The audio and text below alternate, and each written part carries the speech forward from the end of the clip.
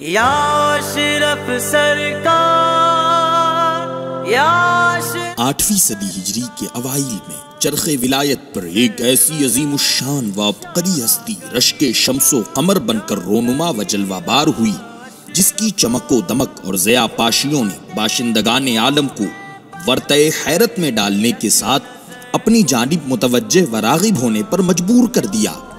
آج دنیا اسلام میں جنہیں تاریخ سلطنت، شاہ شاہان طریقت، رہنمائے حقیقت، دانائے معرفت، قدوۃ الکبریٰ، اوحد الدین والدنیا، محبوب یزدانی، غوث العالم، میر کبیر مخدوم سلطان سید اشرف جہانگیر سمنانی سامانی نور بخشی رضی اللہ تعالی عنہ کے مبارک و پاکیزہ نام سے جانا جاتا ہے۔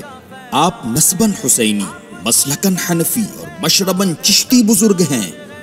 آپ کی ولادت باسعادت 707 ہجری میں خراسان کے قدیم خوشنما اور یادگار شہر سمنان میں سلطنت نور بخشیہ کے عظیم چشم و چراغ حضرت سلطان سید ابراہیم نور بخشی رضی اللہ تعالی عنہ کے یہاں ہوئی۔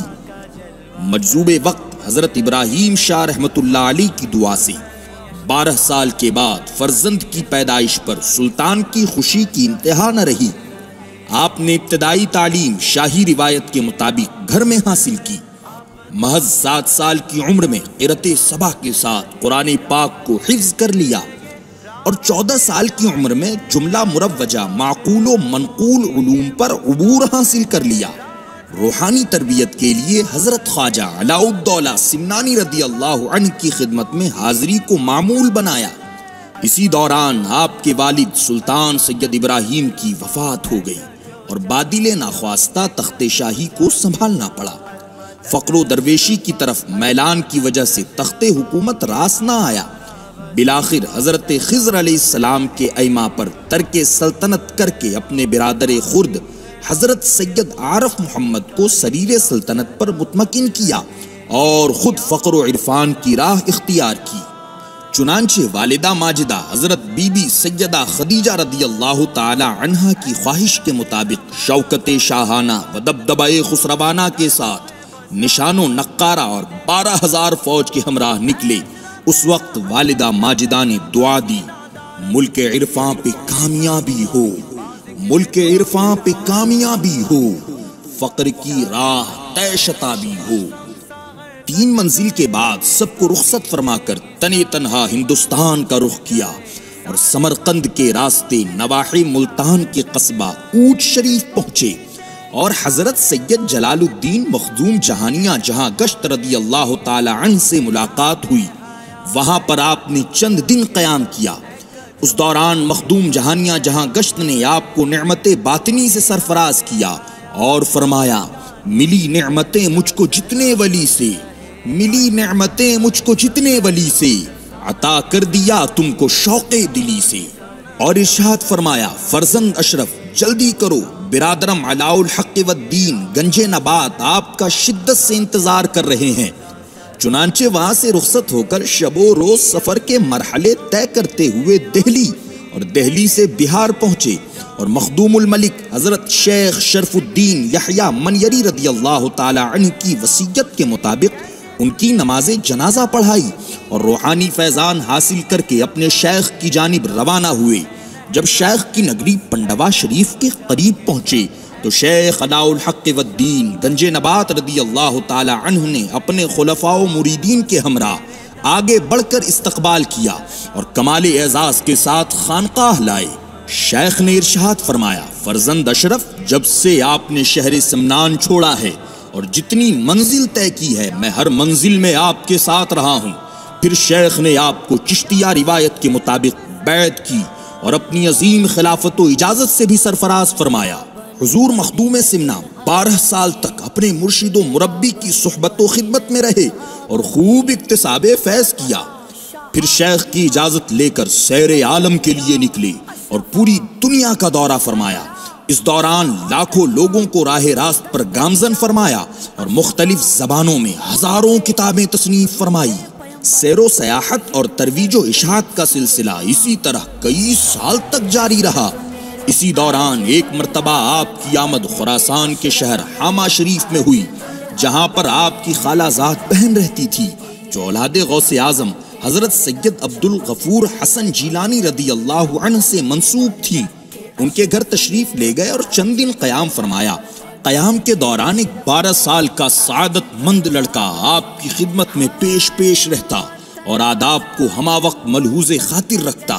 استفسار پر پتا چلا کہ یہ خالہ زاد بہن کا فرزند اور اپنا ہی بھانجا ہے جس کا نام سید عبد الرزاق ہے۔ حضور مخدوم سمنا نے اس شہزادے کی والدین سے بکمال محبت و عنایت ارشاد فرمایا، اگر یہ فرزند مجھے سپرد کر دیں تو میں اس کی عمدہ تعلیم و تربیت کا انتظام کروں گا۔ والدین نے بخوشی و رضا اپنے فرزند سید عبد الرزاق کو آپ کے حوالے کر دیا۔ چنانچہ مخدوم سمنا نے اسے اپنا فرزند آغوشی و معنوی بنا لیا اور نور العین کے خطاب سے مخاطب فرمایا اور تادم حیات سفر و حضر میں اپنے ہمراہ رکھا، نیز تعلیم و تربیت میں کوئی کمی نہ چھوڑی، یہاں تک کہ اسے وقت کا شیخ الاسلام بنا دیا۔ الغرض اپنی ہر نعمت کو اس پر بلا دریغ نثار کر دیا۔ جب اس فرزند معنوی کی عمر شباب کو پہنچی تو حسینی سادات سے تعلق رکھنے والی حضرت سیدہ بی بی سلطانہ خاتون کے ساتھ نکاح فرما دیا، جن کے ذریعے ایک عظیم الشان پاکیزہ خاندان ظاہر ہوا جس کو عالم میں خانواد اشرفیہ کے نام سے شہرت ملی۔ مخدوم سمنا نے مرشد برحق کی نشاندہی کے مطابق سرزمین کچھوچھا مقدسہ کو اپنا دائمی مسکن بنایا اور باشندگان عالم کو اپنے علمی و روحانی فیضان سے خوب سیراب کیا۔ بالآخر 25 محرم الحرام 828 ہجری کو آپ نے اپنے تمام تر امور فرزند دلبند حضرت سید عبد الرزاق نور العین رضی اللہ تعالی عنہ کو سپرد فرما کر خلوت نشینی اختیار فرما لی اور بموجب قضائے الہی چرخ ولایت کا یہ نیر تابع شریعت و طریقت کو بام عروج پر پہنچا کر 28 محرم الحرام 828 ہجری کو حضرت شیخ سعدی شیرازی رحمت اللہ الباری کے اس فرحت آفزاں و دل آویز شعر یار خندہ رود بجانی بے یار کو سنتے ہوئے عالم بقا کی طرف رحلت فرما گئے۔ انا للہ و انا الیہ راجعون۔ اور پھر سرزمین کچھوچھا مقدسہ کو آپ کی آخری آرام گاہ ہونے کا شرف حاصل ہوا۔ اسی سبب سے پاکیزہ، بارونق اور روحانی ماحول سے لبریز روح آباد کا خطہ سلطنت باطنی کا مرکز قرار پایا، جہاں پر صدیوں سے خلائق کا ہجوم لگا رہتا ہے۔ ہر کے آمد بردرد امیدوار، برنگردد تا نیابت مدعا۔ اس شعر کے مصداق ہر آنے والا ضرور اپنے دامن کو گوہر مراد سے پر کرتا ہے۔ یہ دربار اشرف جہانگیر ہے، در پاک کی خاک اکسیر ہے، جھکایا ادب سے یہاں جس نے سر، ہوا دو جہاں میں وہی نامور، بسے اشرفی تو بسط جانو دل، غلامی میں ہو شاہ کے مشتغل۔ بنے کے اشرف میرے آج دلہا بنے، آج دلہا بنے، آج دلہا بنے ہیں۔